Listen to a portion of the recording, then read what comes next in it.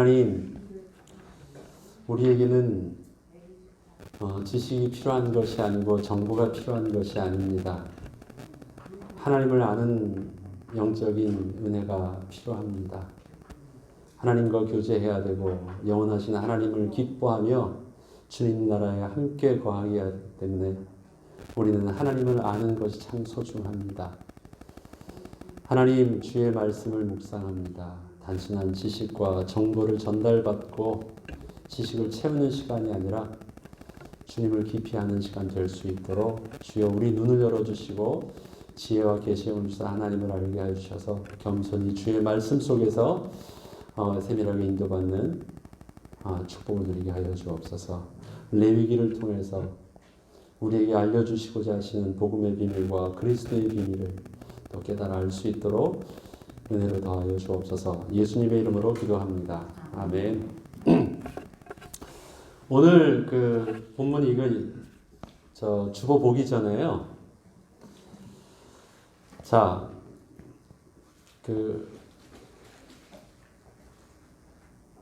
제사가 5가지가 나오는데 제사 그 5가지를 우리가 학습하듯이 외우는 건 말고요.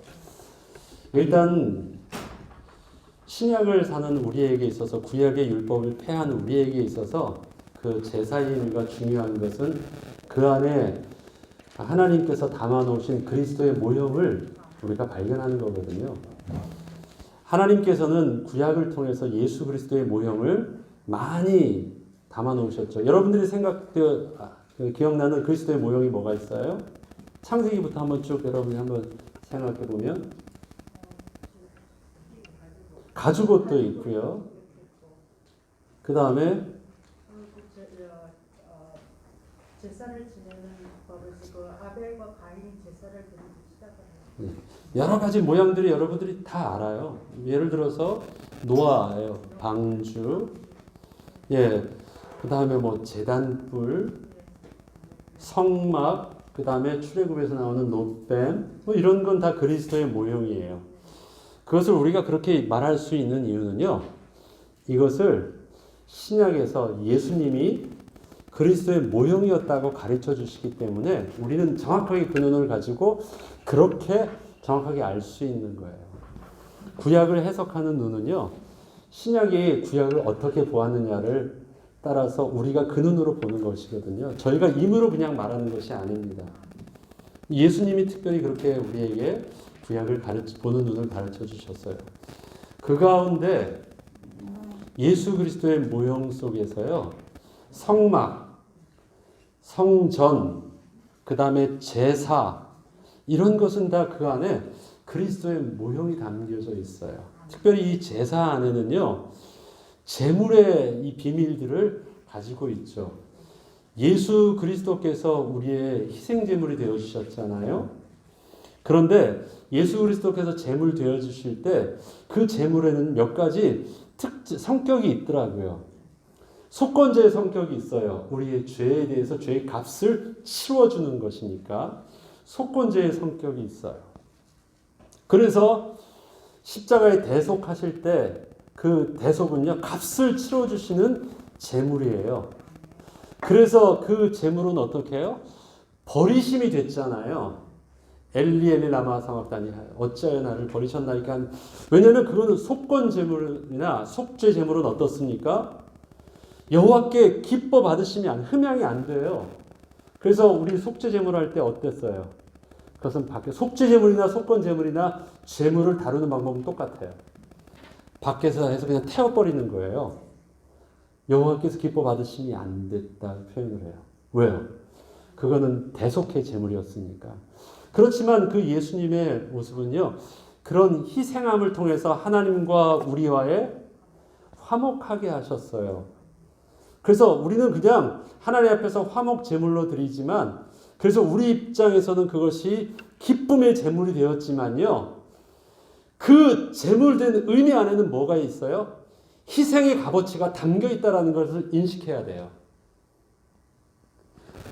우리가 이제 오해하는 게 어디 있냐면 화목제물은 기쁨으로 드리는 제물이잖아요. 그러니까 화목제물은 되게 제물 자체가 굉장히 복스럽게 느껴지는데 화목하게 되어지는 그 이유는 뭐냐면 희생의 값을 치렀기 때문이다라는 것을 인식하는 것. 그래서 화목 제물을 희생 제물이라고 특별히 합니다. 희생의 값을 치른 제물이라는 뜻이에요. 그래서 하나님과 우리의 원수됨이 화목 제물로 삼아 주셨다. 그러니까 그 말도 맞습니다. 속죄 제물도 속건 제물도 맞고요. 화목 제물도 맞아요. 그래서 그 예수님의 제물의 또 다른 모형들이 속죄제, 속건제를 통해서 화목제를 통해서 그렇게 나타납니다. 그런데 헷갈리는 부분이 하나 있더라고요. 제 아내랑도 얘기하면서 이렇게 대화하면서 번제예요. 번제는요, 영어로도 그냥 burnt offering이에요. 여러분들이 헷갈리지 말아야 될 것은 번제하고 화제하고 어떻게 다릅니까? 번제는 몽땅 태우는 거고 화제는요? 기름과 콩과 어떻게 순팥이나 내장 같은 걸 일부분을 태우는 아니에요. 번제라는 말과 화제라는 말은요, 어떻게 구분해서 쓰는 용어냐면 제사를 드리는 형태가 불로서 태워드리는 것을 화제라고 해요. 불로 태워드리는 제자는 번제물도 불로 태워드리고 소제물도 속죄제, 속건제물도 다 불로 태워드리는 제물이에요. 불로 태우지 않는 또 제사 방법이 있죠. 화제가 말고 요제, 거제 이런 것은요 불로 태우지 않아요. 그건 요제라고 하고 흔든다고 해서 거제는 든다고 해서 그건 제사를 드리는 방식에서 화제라는 용어가 나오고 거제, 요제라는 말이 나와요. 그런데 헷갈리는 것은 불 하니까 번트 오퍼링 하면 이것도 불로 태우는 제사인데요. 제사 이름이 그냥 번제예요. 아니 뭐라고 속죄제다 속건제처럼 특별히 제목을 주면 덜 헷갈리겠는데 그냥 번제라고 하니까 우리 자꾸 화제랑도 헷갈려요. 왜 번제라고 하셨을까요? 그냥 불로 태워지는 건 다른 제사도 똑같이 있는데 아니에요. 하나님께서 그 전에는 아브라함이나 다른 모세나 여러 가지 제사를 드릴 때는 구약의 율법을 주시기 전에 레위 율법을 주시기 전에는요 그냥 번제였어요. 다 그냥 그럼 거기에는 모든 영적인 의미가 다 담겨져 있죠. 5가지 제사의 의미가 다 담겨져 있어요. 근데 그것을 하나님께서 율법을 레위기를 통해서 율법을 주실 때요 그것을 그냥 그렇게 구분해 놓으신 거예요. 맞죠? 그래서 구분이 되어졌는데 자, 5가지 제사 중에서 의무제가 있고 자원제가 있었죠. 의무제는 뭐예요? 속건제와 속죄제. 이건 의무제예요. 반드시 그런 문제가 있으면 드려야 되는 의무제예요. 3가지는 자원제예요. 그거는 자기가 드리려 하는 마음이 있으면 그렇게 드리라는 것이 번제와 소제와 화목제예요. 의무제가 먼저입니까? 자원제가 먼저입니까? 의무제가 먼저예요. 그거는 반드시 해야 되니까 우선순위로 보면 의무제가 먼저예요. 아니 그런데 레위기에서 제일 먼저 나오는 제사가 뭐예요? 번제예요. 그래서 헷갈리는 거예요. 마치 번제가 제일 먼저 되어지는 것처럼 보이지만 제일 먼저 되어지려면 시작이 뭐냐? 의무제에 대한 부분들이 답이 나야지 돼요. 그런데 왜 번제를 먼저 했느냐? 제사라는 개념은요, 하나님과 하나님의 백성의 만남의 비밀이에요. 제사를. 거룩하신 하나님과 죄인된 인간이 어떻게 만날 수 있어요? 어떻게 교제할 수 있어요? 어떻게 기뻐할 수 있어요? 어떻게 감사할 수 있어요? 어떻게 즐거워할 수 있어요? 방법이 없어요. 그래서 그렇게 그 방법을 가르쳐 주신 하나님의 방법이 뭐냐면 제사를 통해서 그 영적인 비밀을 담아 놓으셨어요. 그것의 만남의 제사의 가장 온전함은 5가지 제사 중에 어디에 들어있을까요? 번제에 들어있어요. 번제가 기본적인 만남의 온전함이에요. 그런데 번제를 드리는데요. 번제는 제목이 없어요. 목적이 없어요. 그냥 태워드리는 거예요. 그리고 거기에서 구분도 안 해요. 그냥 하나님께서 다 기뻐 받으신대요. 이스라엘 백성들에게 상번제를 드리는데 상번제는 제사장이 이스라엘 백성을 향하여 아침과 저녁으로 계속해서 태워드리는데 그 불은 절대 꺼지지 않게 해요. 그래서 하나님과의 온전한 관계를 24시간 유지하는 거예요. 계속. 그런데 레위기서 1장에 나온 것은 상번제가 아니에요. 개인이 사람의 제사예요. 그것은 하나님 앞에서 그가 자원하면 때를 따라서 드리겠죠. 거의 1년에 한 번 정도 드릴 수 있는 거예요. 절기 때나 그가 드릴 수 있는 제사입니다. 그것도 번제예요. 여러분, 관계 중에서요, 제일 온전한 관계, 너희 하나님 여호와가 너희 가운데 계시니 그는 구원을 베푸실 전능자시라. 그가 너로 인하여 기쁨을 이기지 못하신다고 해요. 왜요? 이유가 없어요. 그냥 좋아요. 가장 친밀하고 가장 온전한 관계의 비밀은요, 이유가 없어요. 그냥 좋은 거예요. 그냥 전부 다예요. 그냥 나 자신을 그냥 드리는 거고, 나 자신을 그냥 보면 기쁜 거예요.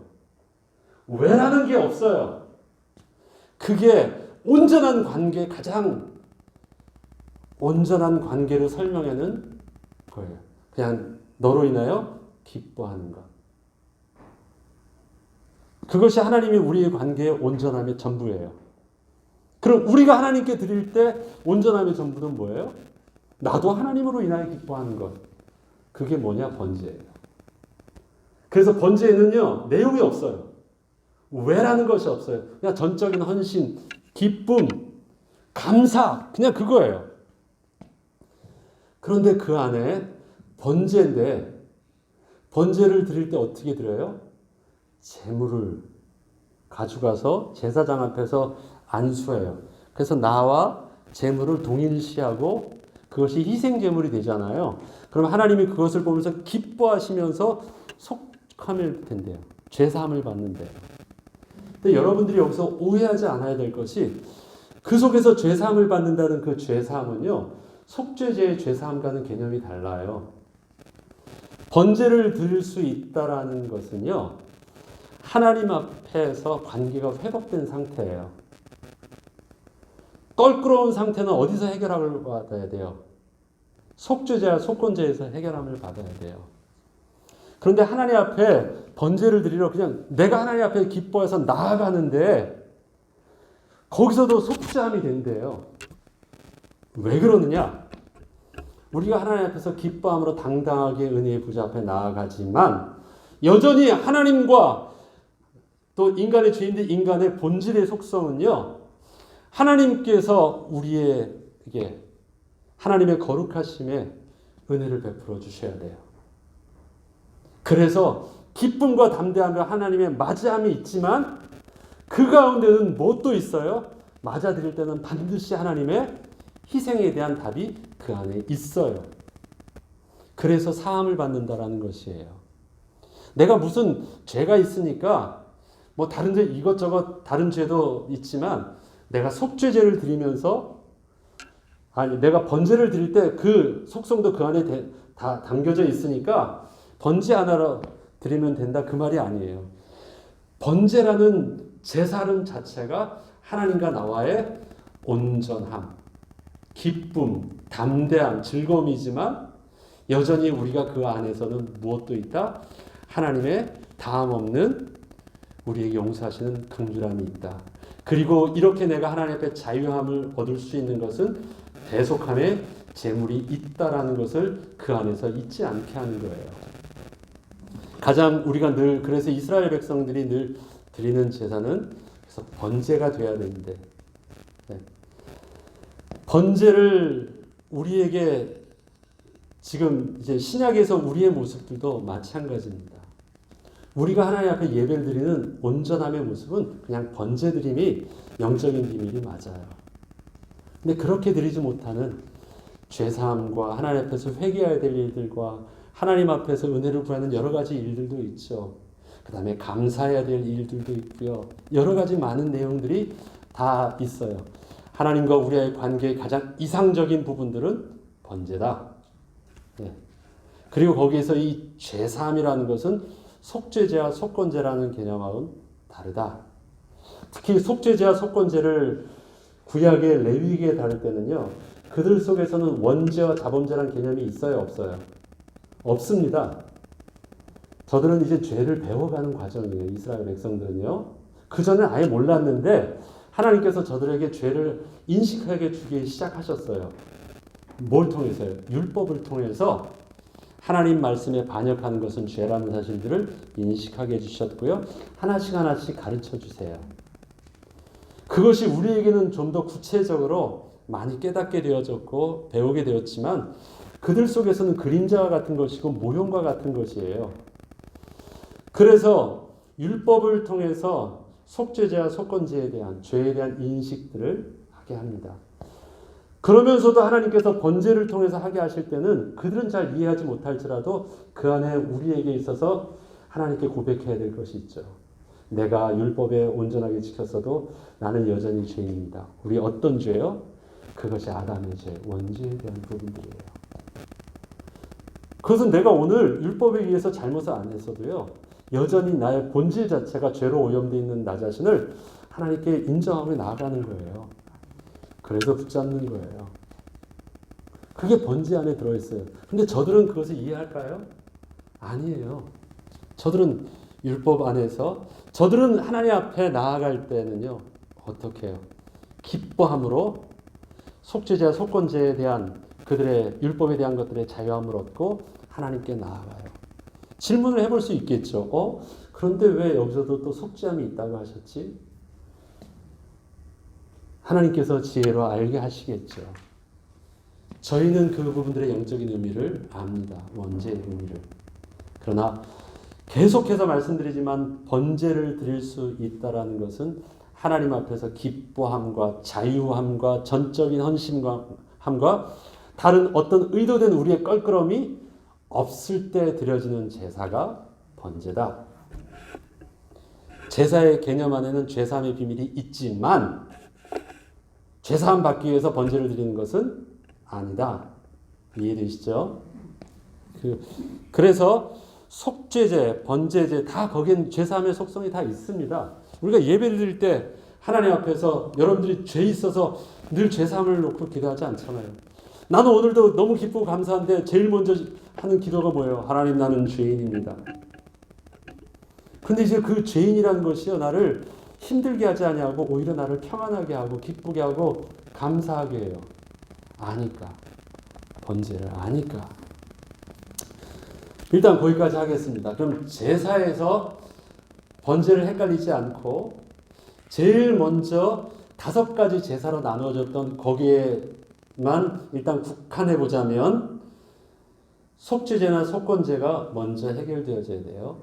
우리가 예수님의 은혜 가운데 십자가의 은혜가 먼저잖아요. 그것이 죄사함 받은 증거니까. 그럼 뭐부터예요?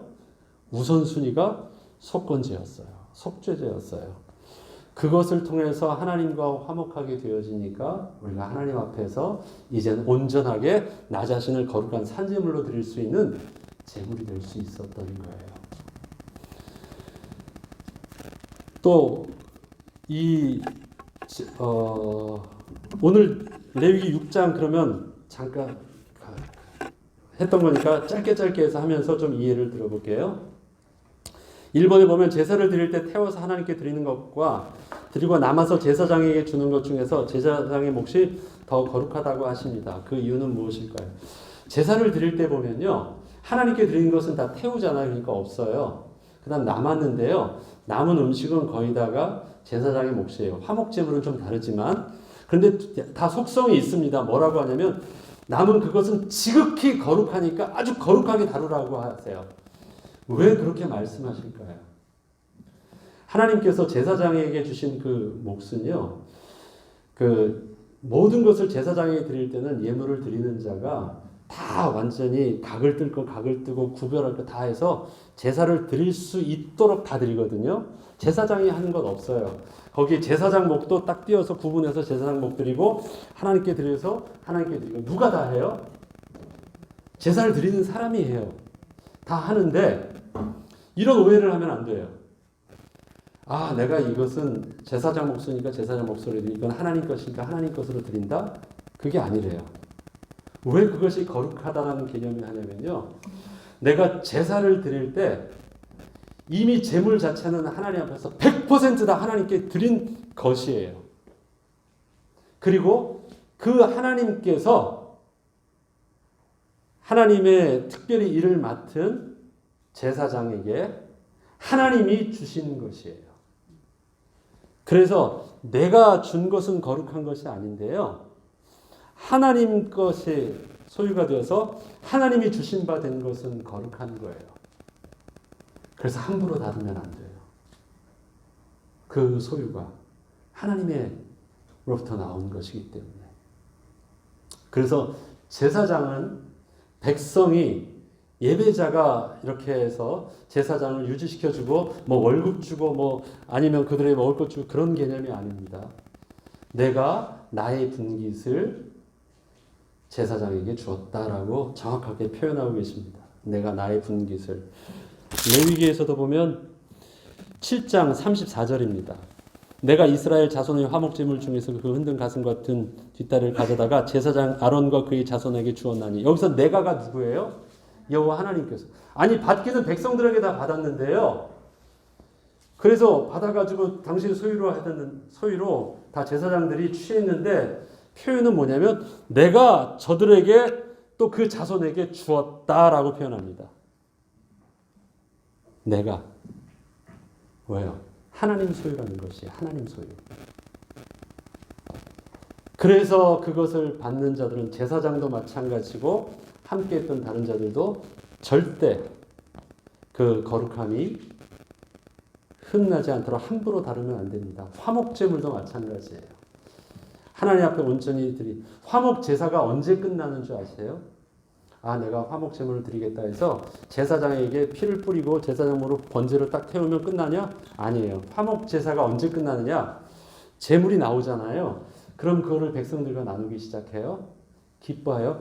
그것이 온전히 다 소진되어지면 화목 제사가 끝난 거예요.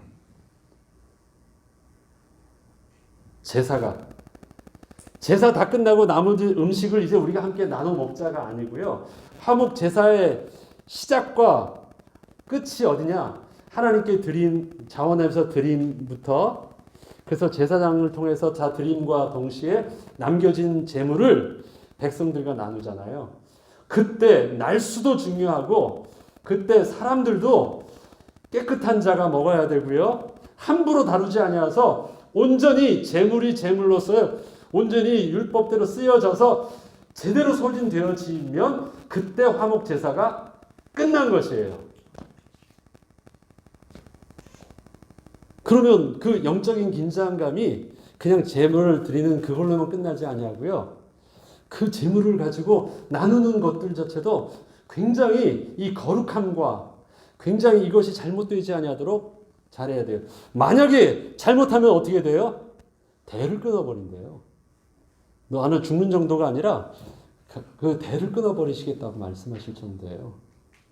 화목제물인데. 화목제물 좋은 거 아니에요? 기쁘고.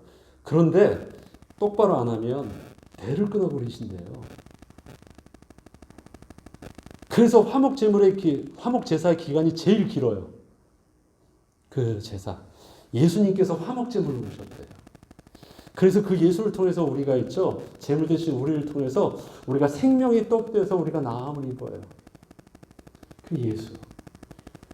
그 예수 그리스도의 그 제물 되심이 언제까지 소진됩니까? 세상 끝날까지 함께 하시면서 그 생명의 떡을 소진케 하시는 거예요. 점점 길어지니까 그냥 그만하고요. 자, 2번 다음 각각의 경우에 알맞는 답을 본문에서 찾아보세요. 속건제나 속죄제를 드리는 제사장이 얻는 것은 뭐예요? 자, 앞에 보면 제가 그냥 답을 알려드릴게요. 집에서 한번 찾아보세요. 속건제나 속죄제를 드릴 때 하나님께 드린 것은 뭐냐면 콩팥이나 기름 부분은 싹 띄어요. 나머지는 다 제사장 거예요. 속죄제나 속건제의 경우는. 그러면 기름을 다 띄면 남는 게 뭐예요? 고깃덩어리, 제육은 남잖아요. 그것은 제사장의 몫으로 남습니다. 속건제나 속죄제 속에서 남는 것은 고기는 제사장의 몫으로 남고요. 자, 번제 속에서 헷갈리는 것이 있습니다. 전에 번제물에 대해서 제사장 몫으로 띄는 건 뭐였죠? 번제. 제사장 몫이 있었죠. 가죽. 그런데 번제 속에서 민수기에서는 상번제라는 개념이에요. 번제는 상번제를 써요. 상번제는 뭐냐면 항상 이스라엘 대표해서 항상 조석으로 드리는 제물이고 불이 꺼지지 않게 하는 거예요. 그 상번제 제물은 제사장의 가죽으로 쓰이지 않아요. 그런데 사람의 제사가 있습니다.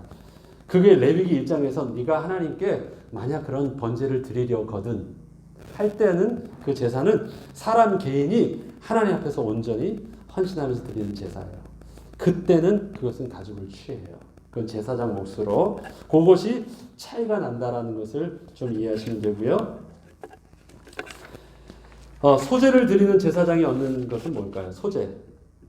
소제로 드릴 수 있는 그 떡의 세 가지 종류가 있죠. 구운 거, 삶은 거, 그 다음에 지진 거, 뭐 번철에다 있잖아요.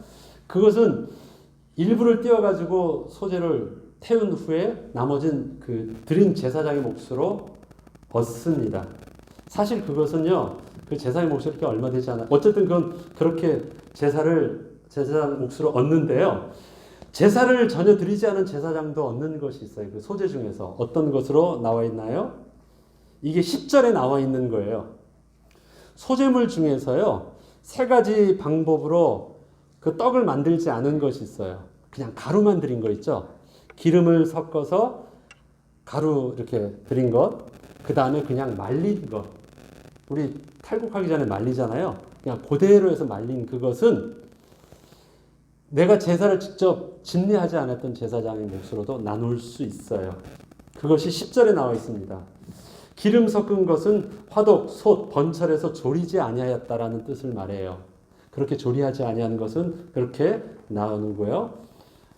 마른 것은 추수한 농산물 그대로 주는 것도 그렇게 합니다. 자, 화목제, 희생을 드리는 제사장이 얻는 것은 무엇입니까? 화목제물 속에서 제사장이 얻는 것.